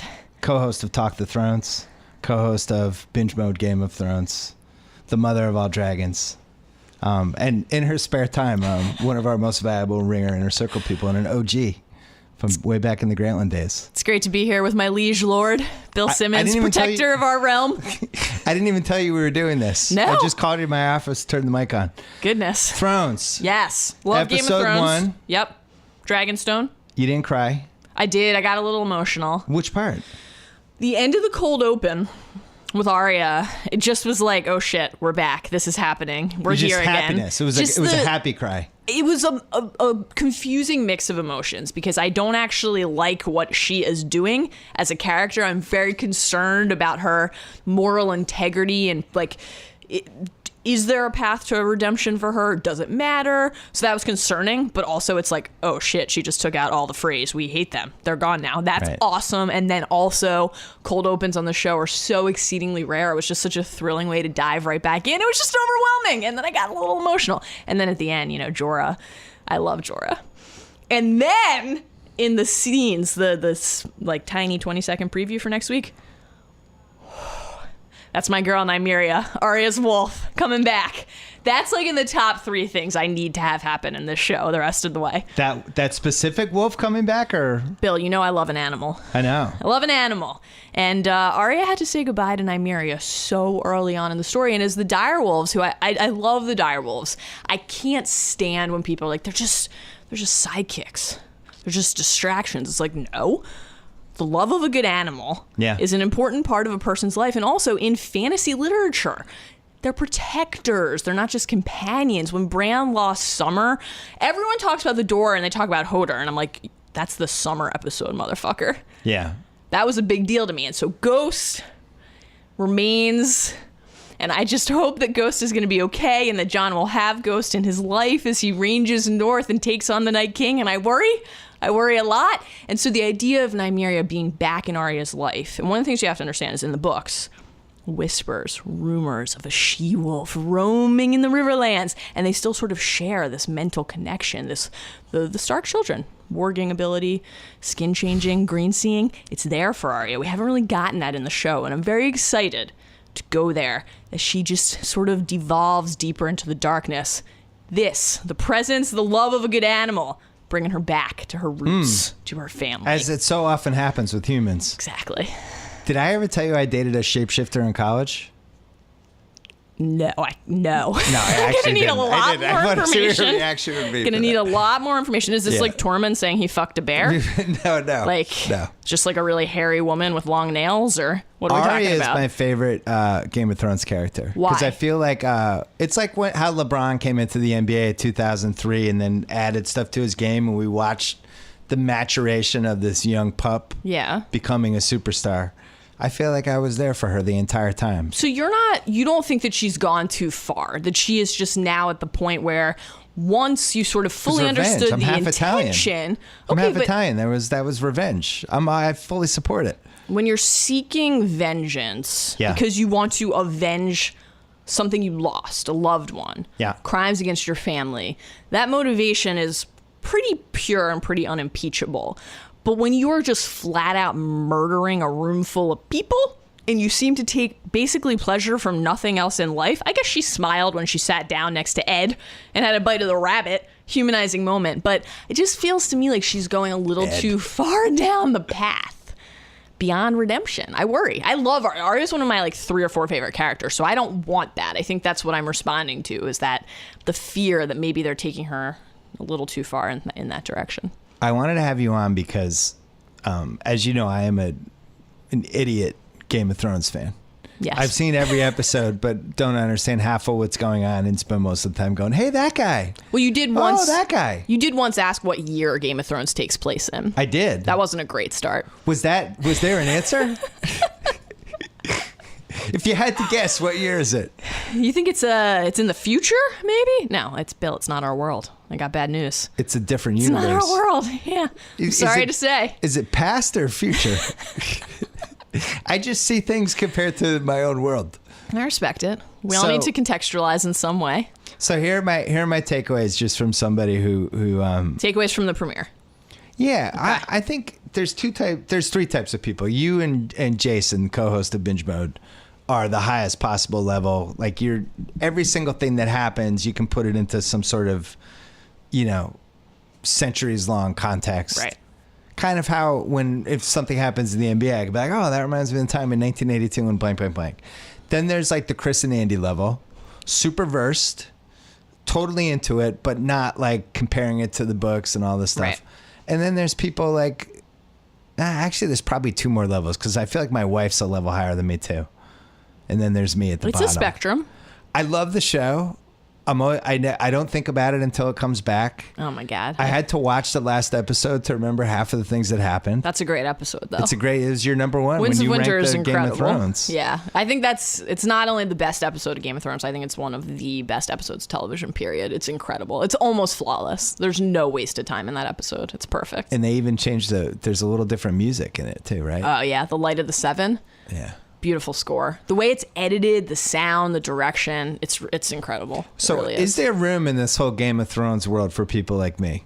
Because when this happens, I think baseball has been guilty of this to some degree.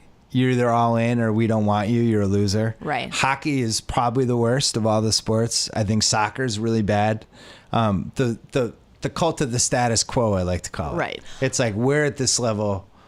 Unless you're coming here, don't bring your little juvenile IQ for this thing that I care about. Just leave this to us. Stay away. It's a good question. I would argue that it's one of the things that makes the show and the story and the shared fan experience so special. And it's the reason, as Allison Herman wrote on The Ringer last week, that it's the last piece of monoculture, right? It's the one thing that everybody can kind of agree on, is because you actually just can choose to consume it the way that you want to consume it and to engage to the extent that you want to engage with. If you want to theorize and you want to take screenshots of the book that Sam was looking at the Citadel last night and try to read every word and figure out what it means for what Dany might find on Dragonstone and how Sam or somebody might cure Jorah's grayscale, you can do that. That's there for you. Sam's and there are the people. fat bearded guy. That's unkind but accurate. Yeah. Okay. Yeah. I want to know. But you can also do that, right? You can also just identify characters in the way that you just did. And there are plenty of people out there who are consuming the show in that same fashion and will engage on that level with you. And everything in between is valid.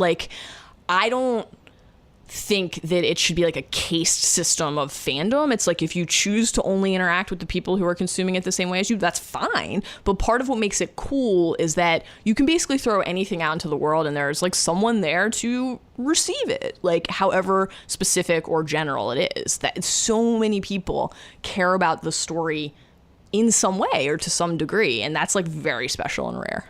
But Arya last night, Yeah.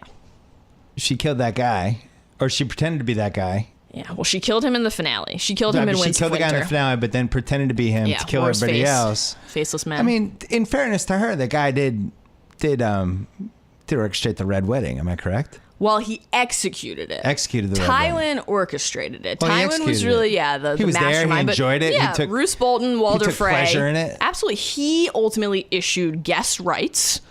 The wedding was at the Twins, at his place. He issued guest rights, gave the salt and the bread to Kat and to Rob, and then allowed them to be murdered in his home. Not great. Not great. He deserved what he got. No doubt about that. Arya fed him his sons in a pie, though, I before enjoyed killing that. him. Tough. The human sun pie. I don't know if that had throwback. been done on HBO yet. A throwback to the Rat Cook story that Bran tells seasons prior. Yeah. I love the way the show does that. They're planting these seeds for you constantly. Very rare that something is just like invented. Very few like Deus Ex Machinas. You're not suddenly getting the solution to the problem. It's there. It's been there for seasons, just waiting to be called into action. It's great. Cersei, Jamie kind of looks at Cersei at the end of Oh, yeah. Winds of Winter. Tough moment. It's one of those looks like, wow, you've become a monster. Which is, you know, kind of like Glass Houses, because he's also a monster and they had incest babies and all that stuff. I mean, he's not out there doing the NBA Cares program. But here's the thing about that. Why is Jaime called the Kingslayer?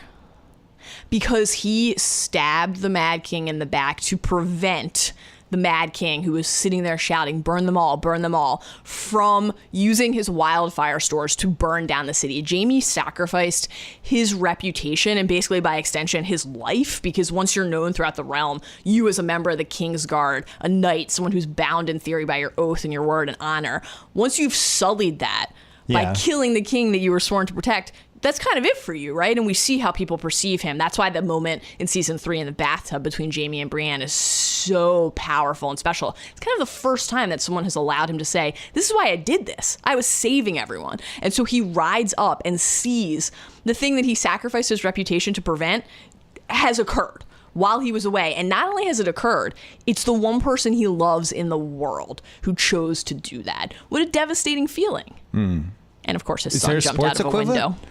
Oh my God.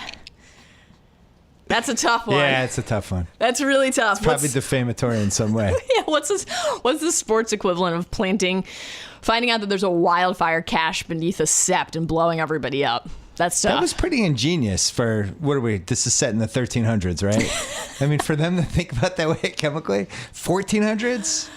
Just gonna let you put the date on it. It was that makes you feel Rome. comfortable. Wait. in the timeline of HBO programming, before or after Rome, before or after Westworld. These are the questions. Who am I rooting for in this, though? Who are the good guys? Who are the bad guys? Or is that the whole point of the show? Because I'll tell you who I'm rooting for, but they might not be the right people. You're rooting for Danny.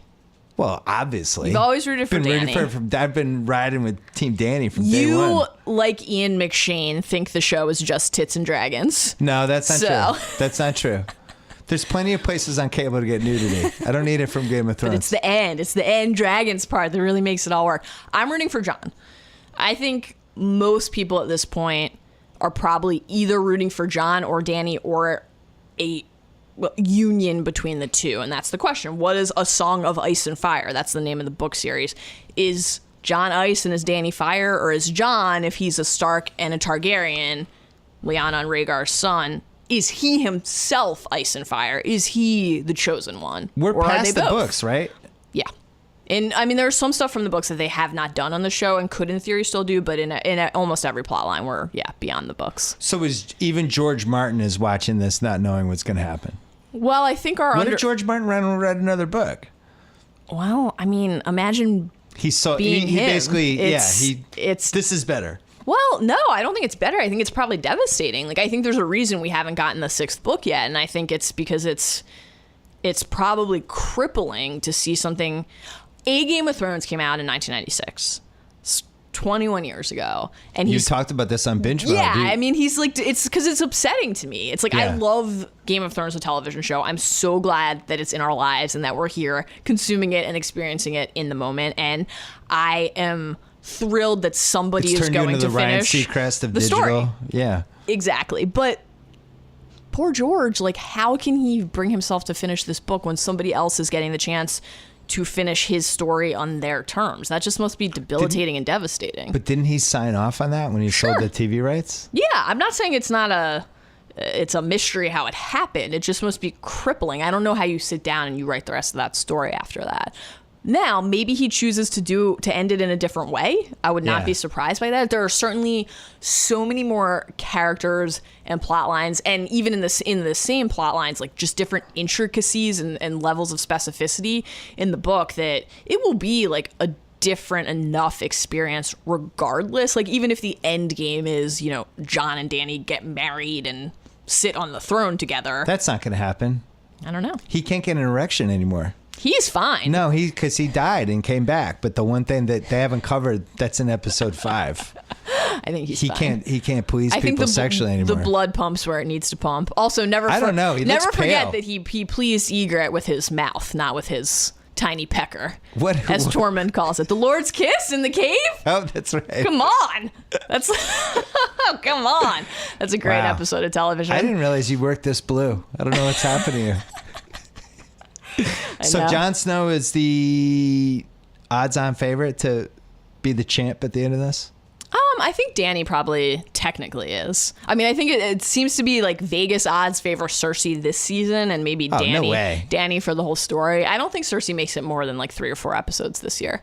I think she's a goner for sure. I don't think Jaime's going to make it long either, but I think Cersei's out very quickly. Very quickly. Who do you think goes first? This is pure speculation. I do not know this, but I think Jaime will kill Cersei.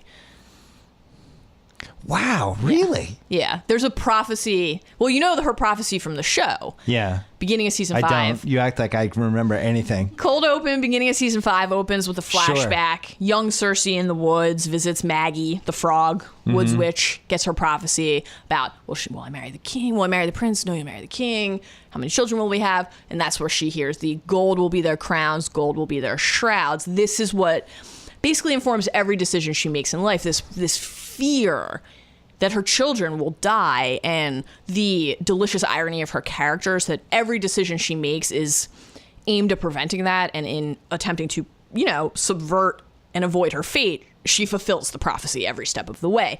The part of the prophecy that's in the books that they cut out of the show is about her death at the hands of the Valonqar. Valonqar translates in Valyrian to little brother. Cersei in the books thinks this refers to Tyrion. But this is a classic George R. R. Martin twist, the idea of misinterpretation. Jaime technically is Cersei's little brother. He was born after her, came out holding her foot. This is canon. It's established that that's the order of their birth. Also, it says that his hands will choke the life out of her. What's the one physical trait of Jaime that we now associate with him more than anything else? The hand. Of course, Tyrion was handed the king, so that fits him too. A lot of possibilities. Popular rising theory on the internet is that now Arya will maybe take Jaime's face and kill Cersei, thus Shape-shifting. technically fulfilling the terms of the prophecy. I don't know, just a theory, but I can see Jaime killing Cersei, and then we've seen shots in the trailer, the season 7 trailers, of Jaime riding a horse in like a flaming field. There's a legendary battle in the books, the Field of Fire, the battle when Aegon the Conqueror, Dany's ancestors, came and conquered Westeros in the first place. That was the battle, the Field of Fire, where he brought House Lannister to heel. A famous bit of Thrones lore. And for Jaime to go down in basically like the bookend version of the battle that kind of humbled his family in the first place would, I think, be very fitting. So translating that to the level 1 fans. The brother and sister who are having sex with each other, and the guy lost his hand, and the girl who walked the walk of shame, she was naked, but then she blew everyone up. Yeah, that's right. Then they also, the little guy is their brother. Yeah. And Tyrion. people seem to think the little guy was the one that's going to kill her. She certainly thinks so. When in fact, you think it could be one-handed Jaime Lannister. I do. One of the other parts of the prophecy is about another queen, coming in and kind of knocking her out. And she has always, that's why she hated Marjorie so much. She like mistakenly thought that referred to Marjorie, but clearly it refers to Dany. Marjorie, tough loss. Good character. Yeah, I think I just enjoyed the character. She was great. For like 5 seasons, it seemed like she was maybe actually low-key one of the best players of the Game of Thrones. Yeah. Really understood what was happening. Even at knew the how, end, when she knew everything was going to, she knew something she was did, but rotten I at the feel like end. she blew it. Like I think the question is, was no one going to be able to escape Cersei's wrath at that point, or did Marjorie blow it? And I think Marjorie blew it because she got too cute and tried to play the High Sparrow. But that's how they all got into that situation in the first place, was Cersei trying to basically use the High Sparrow. She blew it leading up to the moment. As a pawn. And once you see how that has failed, to basically opt into the same mistake is unforgivable. What football coach would you compare her to? Marjorie? Yeah. Well, Who's the Andy Reid of Game of Thrones? doesn't know how to use a timeout at the end. Yeah, just can't use their time properly. And It might be Marjorie. She really miscalculated where the play clock was that there. feels like a little Andy Reid-ish. I think you're right. That's a good one. Who's Belichick? Well, I mean, that's kind of who do you think is standing at the end, right? It might be Danny. I think Danny is not what we would call a hero because there's some real She's a mad hero in my queen. house. I don't know. Because of the tits and the dragons? Oh, the dragons. I told you, you can get nudity on any cable channel.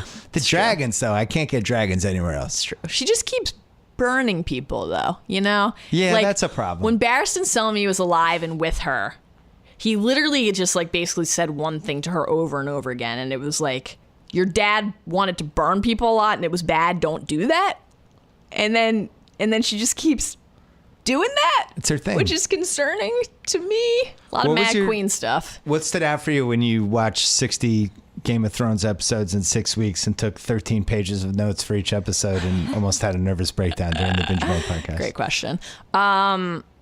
I think Jason and I actually had the same takeaway. It was really fascinating watching it. I rewatched the whole show every year before the new season, but I never had done it in this like concentrated of a time span. Every time this happens? Yeah. But wow. I've never done the podcast. So this was, not just like kind of like relaxing pleasure, but watching all 60 in a concentrated time span like that, two things stood out. One, Danny. Not impressive. Not an impressive arc at all. Actually, just like a lot of real red flags and character concerns. And conversely, Sansa was like the biggest riser for me and Jason. We were just like, wow, she as a character or an actress or both? As a character. I think she gets a really, really bad rap from people. From who? Just because of that one episode? No. I think for years, she was just like, really early on in the show's run, people were just like, so critical of the choices that her character was making, sometimes fairly, sometimes unfairly. But I think her rise in season 6 is like pretty incredible. I mean, she really season 6 is perceived as a Jon season, obviously because of the rebirth and the Battle of the Bastards, and certainly finding out about his parentage at the end of the season and him being, raised to King of the North. But Sansa really is the one who saves the North. Jon was like perfectly content to never head back to Winterfell. And she was the one who said, like, I want to do this with you, but I'll do it myself if I have to. And with the Knights of the Vale and Littlefinger and basically a lot of the things that are people raise as critical points. Why didn't she mention the Knights of the Vale and the Battle of the Bastards? Why is she even allowing Littlefinger to hang around after he sold her to the Boltons? Like, I actually would make the argument that, or why didn't she tell Jon certain key pieces of information? She has been through more than maybe any other character on the show. And she is at a point where she realizes there's only one person she can trust, and it's herself. And assuming agency, realizing that you are in control and that the only thing you can control in life is the choice you make in a given moment is kind of the point of the story. And she's one of the only characters who's gotten to that point. And so I respect it and admire it. I would argue Theon went through more.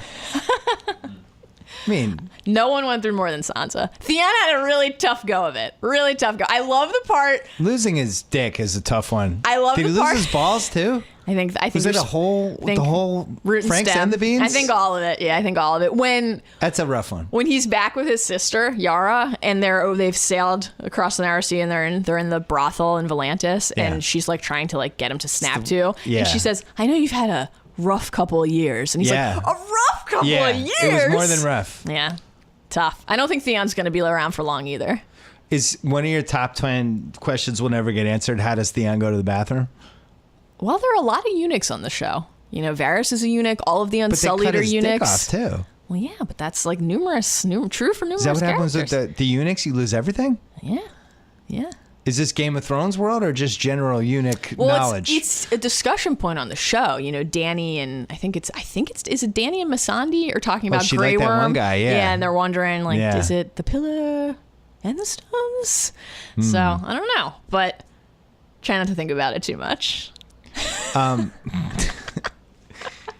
What was so you do this binge mode, we drop it, we drop 60 episodes in like 5 weeks, and we don't know what's going to happen, but we figure it's going to be a little cult thing, but not that big. And I'm not saying it was gigantic, but we were stunned by how many people listened to all 60 in like 5 weeks. Yeah, people like Game of Thrones. That's what you asked. What my takeaway was. My takeaway is that people like Game of Thrones. We knew that. We doubled down on it, but it was like I don't think any of us had any real idea. Yeah, I think one of the things we weren't sure about heading into it was like kind of what you said earlier about like the different degrees of fandom is what do people want out of something like this? Do they want you to totally live in the moment of the episode? Do they want you to always take in the full context? Remember, we didn't know. Should we spoil anything? Should we just treat it like we don't know what's going to happen? Should we like be doing like 8.5 episodes of season 1, being like, I'm rooting for Ned here. Yeah. Hope Ned's okay. You know, I hope Ned's okay. How do you talk about the story? And I think one of the things that was cool about it is again like, you kind of talk about it the way that you think makes sense, and like there's an audience for that. Yeah. And I think that people really want to understand the world better because the depth of the world that George has built is so vast and so sprawling that even if you just study this stuff full time and it's all you think about, you can like never hold on to all of it in your head. There's just too much. And the idea of just being able to like go a little deeper on the things that we actually all can agree like matter the most and that we care about the most is cool and fun. And I think like it's also the kind of thing where you can just still, even if you're listening to something like that, say, I don't actually like care about all that detail, but like it's fun to like remember like the dick jokes. That's valid too. Or in some cases, people don't know who half the names you're talking about are. Right. Like your dad. My dad loved binge mode and loved Game of Thrones. Game of Thrones is great. And watched 60 episodes in 2 weeks on his iPad. While caring for a young puppy, his own version of his the own wolf. Nymeria. Yeah, binging Game of Thrones is like a true thrill. It really is fun. I was actually jealous of him. Because I remember I was lucky enough to binge Breaking Bad. Yeah, like 3 seasons after everyone else had started. And it was like I remember being at the NBA Finals in 2013. Just in my hotel room, like having to be on TV the next day up until 4 a.m, watching freaking Breaking Bad on my iPad, falling asleep to it, having like really weird crystal meth dreams. Oh, yeah, not great.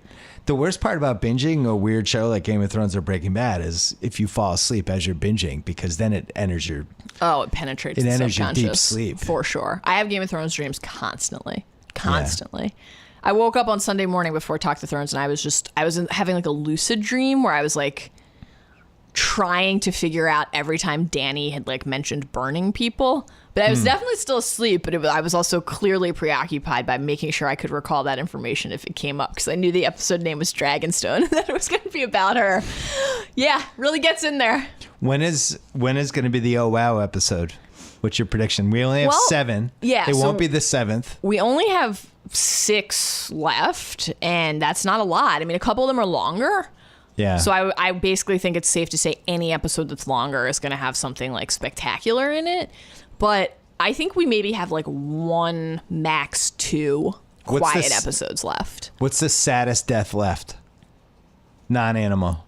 I was going to say Ghost. Yeah, that'll kill me. I think we really might lose Ghost this season, which will kill me. And I think we lose a dragon for sure, which is going to be tough for people. Danny can't have 3 dragons. It's just not there's no fight then. Maybe Ben Limburg wrote a piece about this. It's just, if she has 3 dragons and nobody else knows what the fuck they're doing, like, how is that a fight? But saddest death, I think that Tyrion is the one that people would be most like torn up about. I agree with you. I don't think people will be sad if Peter Cersei Dinklage dies. would be the most torn up. That would I think. That would be really tough. He's looking at like Adam Sandler movies at that point. Any Stark death, I think, just crushes people. People will be really devastated about Arya. But I would rank it Sansa. No, Arya, Sansa, Tyrion. Yeah. And I think there's going to be, granted, he's a terrible guy and an incest guy, and he has some faults. But I think people would be bummed to lose Jaime. People love Jaime. Yeah. I mean, Jaime's one of the best characters in the story. Like, it's... Brienne would be a tough one, too. Brienne, people would like be devastated. her. Yeah, people like her. Devastated. Tormund, Brienne... I've seen her in a cocktail dress. She's beautiful. She was at an Emmys party. She's She's like 6'3". She's a beautiful woman. She looks great. Giant. Yeah, she's tall. I mean, there aren't too many like pure villains left. You know, people like Littlefinger, Cersei. It's actually there. You know, the Night King. Sure, there aren't too many just like straight bad guys left. I think if something happened to Bran, people would be extremely upset about that. Cersei, I don't think anybody's gonna miss her. No, it's time for her to especially now go. with this new haircut. The only humanizing quality that she had left was that she loved her children. Yeah. And to hear her in the premiere say about Tommen when Jamie tried to engage in a discussion about him and broached his suicide, well, he betrayed us. It's like, well, you're done. That was Yeah. it. That was like the last shred of decency inside of you, was that your decisions were indefensible, but at least we understood your motivation, and that was to try to help your children. Right. And once you lose that, what is there that's worth rooting for? You've got to love Literally your nothing. incest babies. You just have to. You Gotta love them. protect those No one else incest babies. will. No one else will. So we got Talk the Thrones on Twitter right after Game of Thrones ends. Yes. I think we could even make it tighter with like, should it come on? I guess it should come on after the scenes for next week, right? Yes. Then boom, we're on. Did you guys get to see the scenes from? Sort kinda of. We were waiting to go on walking out television. from our little Yeah. viewing room to the set. So it goes on. It's pinned at the top of the Game of Thrones hashtag. You can also do Talk the Thrones. Send them questions. Send them questions during the show. Yes. Send them questions as they're doing their show. They love questions. Love we got a lot of questions. good questions We even did. this week. You asked us a question. I asked you a question about how Cersei has Garth from Wayne World's hair. It's great stuff. I actually thought that was insulting to Garth. I thought her hair looked good. No, it didn't. No? It didn't. They've managed to unsexify her and Oh, I think she looks good. A lot of people noticing that Sansa was rocking Cersei's old hairdo last night. ooh. Yeah. Not an accident. When the show Interesting. does stuff like that, it's extremely deliberate. The Yeah. Ed Sheeran thing did not go over great, right? I'd say that's accurate. Did not go over well. I loved it. I think every episode should have one weird celebrity. Well, we're getting thrown two in. more at least, right? We're getting Conor McGregor and Noah Syndergaard this season. They both Conor did. McGregor? I think so. Oh no. Yeah, I think so. I have to assume he'll be a wildling, right? And Yeah. and Syndergaard will be a Targaryen Yeah. because of the hair. Maybe a Lannister. I don't know. Maybe Donald Battle Trump. of Casterly Donald Trump Rock? Jr. Oh my god, Be an Can't unbelievable wait. cameo. can't wait. He's negotiating with one side or the other. I'm looking forward to it. I missed having the show around, even though I don't understand half of what's going on. But I love the spectacle of it. That's And great. Once this is gone, I don't know what happens to communal television. This might be the I last know. one. Something will come in and fill the void. It always does. Do you think it has a chance to be Stranger Things or no? I think that people will love and obsess over Stranger Things for like 3 seasons, and then maybe that's it. But I don't know. It's not going to be the same. The thing that allowed Game of Thrones and like, you make fun of me, but like Harry Potter before that, it's like you have to have a story that is that deep, where the mythology is that substantial that there's always something new to talk about. Like if the world is too narrow, there's just a cap on what the conversation can be. And that's why, people are like, oh, geeks, nerds. It's like, well, that's why stories like this work and like inspire this kind of obsession and joy. It's because there's always something to talk about. 20 Always. seconds on the AL East. The Orioles are an abomination. Yeah. No one should have been worried about the Cubs because you just should have looked at the schedule and seen that they were opening the second half with the Orioles and known that everything was going to be fine. And, like the starting pitching is, I can't even like form a coherent sentence about it. It's so disappointing. And I'm just living in fear that they're going to trade Manny. When is Manny a free agent? That's after next season. He's been terrible for him. He has not, though. He's That's hitting the thing. 230. But really, really bad. If you look at the numbers and you take like he could put up like an MVP caliber second half pretty easily without making too Why don't many you trade him adjustments. to my League of Dorks team? Make us a fair offer and we made will. a monster trade today. I know, I saw. I'm not gonna let you bully me into a bad trade. It wasn't a bad trade. We gave up one of the best keepers in the league next year, Correa. Now we're talking fan. Nobody cares about fantasy. They care about Game of Thrones fantasy. That's true. I don't think you'll ever make a trade in this league. I don't like making You won't trades. make a trade unless you get 130 cents on the dollar. Your fans would be, if this was a real sports franchise, your fans would be like, what are we doing? We're not rebuilding. We're Are you not saying going for I'm the like, title. am I the Celtics? No, you're like the Chicago Bulls. Oh God. Good luck on Talk the Thrones on Sunday night. Thanks, for coming boss. on. Thanks again to Stamps.com. Buy and print official U.S. postage for any letter, any package, any class of mail using your own computer and printer. They will send you a digital scale that automatically calculates exact postage. You'll never have to go to the post office again. Sign up for Stamps.com. Use promo code BS for a 4-week trial plus postage plus a digital scale with no long-term commitments. Click on the microphone at the top of the Stamps.com homepage and type in BS for that special deal. Thank you to Mallory Rubin. Thanks so much to Jimmy Butler. And thanks to Spotify. Thanks to everyone at Talk the Thrones. We could not have been happier how the first show went. Spread the word. Watch Game of Thrones this Sunday night and then go right on Twitter for Talk the Thrones. I will be back this week with 2 more podcasts. Oh, yeah. Doing 3 this week.